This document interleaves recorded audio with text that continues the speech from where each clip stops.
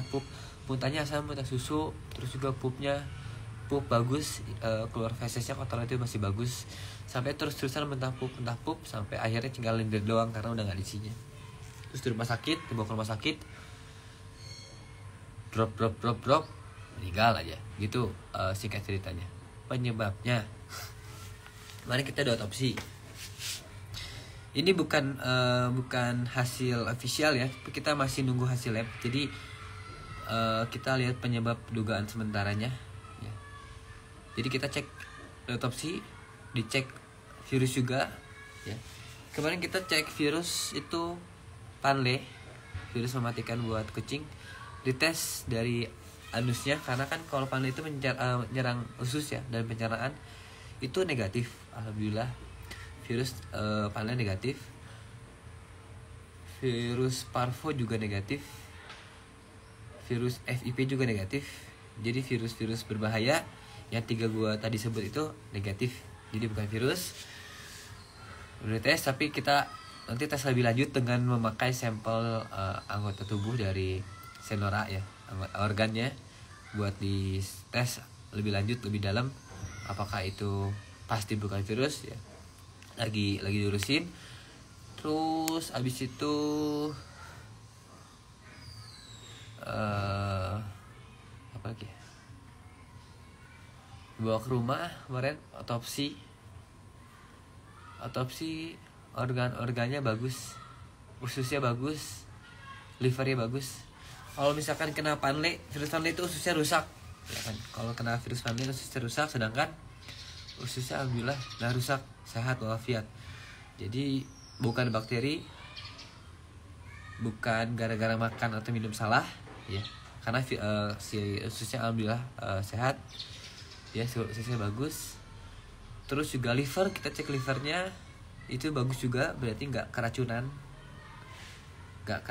ya.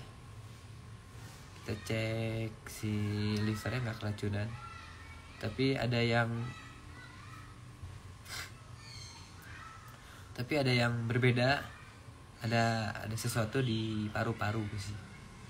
Kemarin paru-parunya benar-benar rusak gitu. Jadi di parunya rusak. Nah, ini ada 2 dugaan. Dugaannya antara virus atau enggak kelainan lahir ya, kelainan genetik.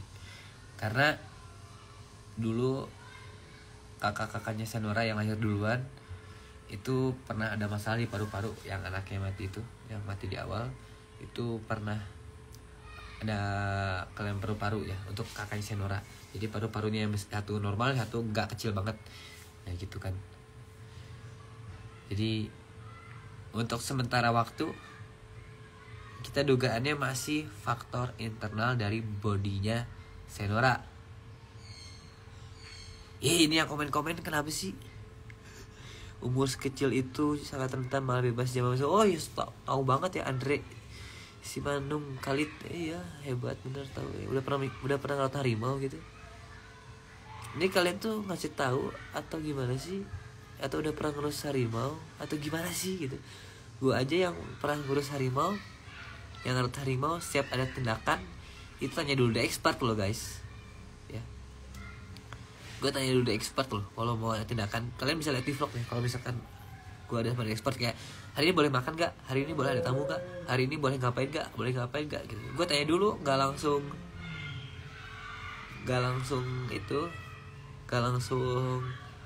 ambil tindakan coy, gila aja. Enggak lah, gak apa, gak usah di off komennya, kita lihat netizen Indonesia yang sekarang jadi expert semua ya. Hebat, ketahuan ya netizen kayak gimana kelakuannya. Yang disamain sama baru manusia, kalian tuh gimana ya, bodoh atau gimana ya? Harimau umur 2 bulan itu gak sama manusia umur 2 bulan. Gak sama. Mungkin harimau umur 2 bulan itu sama orang umur setahun sama 2 tahun. Anak orang umur 1-2 tahun. Anak orang setahun 2 tahun emang kalian taruh di kamar terus? Gak boleh jalan-jalan, gak boleh main ya, gak mungkin kan. Gak, jangan sampai sama orang lah. Orang umur 2 bulan sama harimau umur 2 bulan gak sama. Itu udah kelihatan kalian itu gak taunya udah. Aduh, kacau banget. kacau banget. Gue bukannya nggak usah dengerin, nggak mau baca, cuman pengen tahu aja orang Indonesia tuh kayak gimana reaksinya gitu. emang dikira kalian di kebun binatang atau enggak di Suaka Marga Satwa itu harimau beranak berhasil gede gitu? Enggak guys. Di Indonesia aja ada satu tempat cagar alam Badak Jawa itu kelahiran 8 baru berhasil. Cuman mereka nggak konten, nggak publish. Kalau gue kan pengen kasih lihat gitu ya, perjalanannya kayak gimana, perjalanan susah apa. Kalau kalian nggak kuat, emosional nggak kuat nih ngikutin perjalanan kita konservasikan, kita jerih payah ngurus harimau, kalau nggak kuat jangan ngikutin, karena emang capek. Bukan capek dari duit doang, tapi hati lebih capek di sananya. Karena ya kalian tahu sendiri lah. Teona alhamdulillah sehat guys. Teona alhamdulillah sehat. Kemarin Teona udah cek sih sehat ya. Secara fisik kita belum cek ambil darah, takutnya ada kenapa-napa Teona. Tapi kemarin dicek aman sih. Karena apa sih? Lu jelasin guys. Kita lihat hasil lab aja, bukti konkretnya.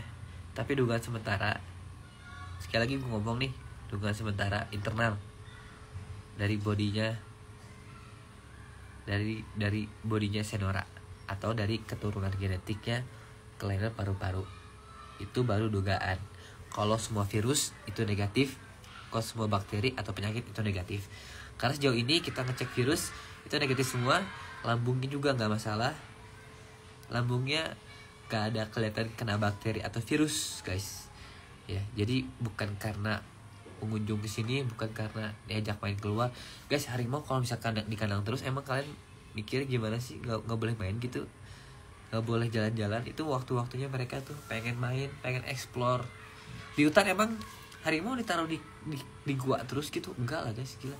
Umur 3 minggu sebulan juga mereka jalan udah pada ngerayap semua keluar goanya guys. Sedangkan itu kan rumput dan tanah di hutan juga ada bakteri kan. Jadi nggak steril banget. Kalau kalian paru-paru kenapa baru tahu sekarang? Ini pertanyaan dari si Angelers.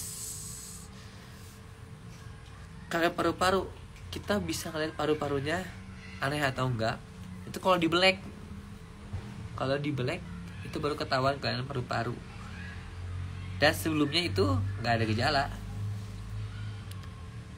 kan dirawat sama ekspor 1,5 bulan ya guys ya.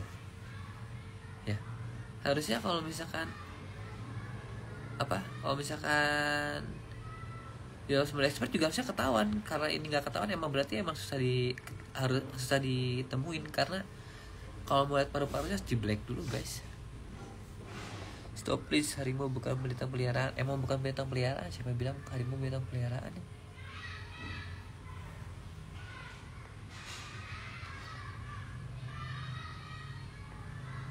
Kalian kalau punya kucing, lihat aja kucing jalanan deh, street cat gitu. Emang mereka begitu lahir di tempat yang steril, diem terus di box? Enggak, udah pada jalan-jalan, apalagi tong sampah. Mereka maksudnya udah explore lah, umur segitu udah ada waktunya. Dan gue tuh nggak lewat harimau tuh nggak satu dulu ya. Dari indukan lain ya, dari indukan lain itu selen, itu beda indukan ya kan. Alhamdulillah dari kecil sampai besar. Esa Jinora juga dari kecil sampai besar. Tapi anaknya Esa Jinora ini yang gue rawat sekarang itu bermasalah. Jadi ya begitu. Ya udah, mending YouTube ya.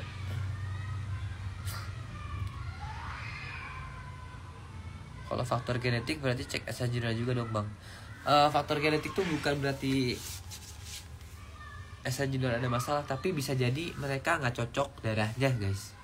Ya, nggak cocok darahnya. Kalau punya anak itu lemes atau nggak lemah.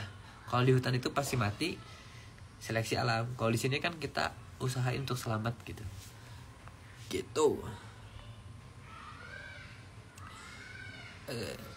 Bingung gue. cuma tetap aja dari hilafani, coba tetap aja kurangin ya ketemu sama orangnya, apalagi yang suka gendong-gendong dan lain-lain. Guys, yang suruh gua untuk interaksi harimau dengan orang luar itu dia expert loh, bukan gua. Ada chatnya, ada ngasih tahu kamu harus bawa harimau ini explore, ketemu orang-orang juga. Karena kenapa?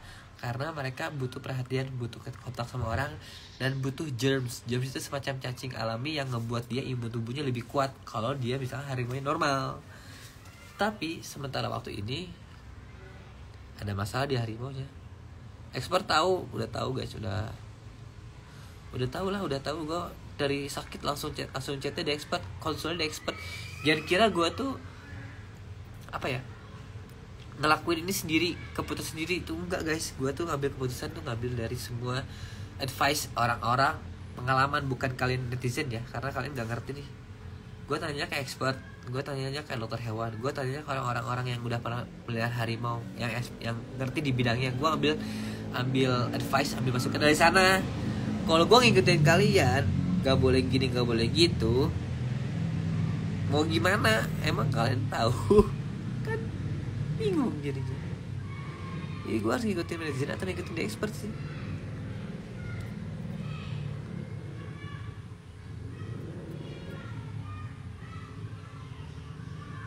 Seru banget nih. Lagi baca di komen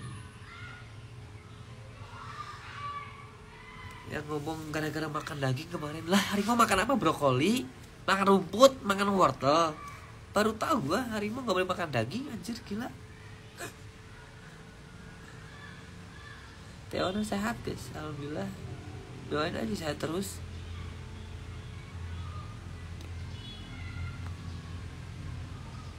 Maksudnya gue bingung gitu. Gue tuh di sini udah berusaha melestarikan harimau, tapi ketika ada gagal tuh yang belum jelas karena kenapa ya, masih dugaan. Kalian menjadi expert semua, gue lihat ya.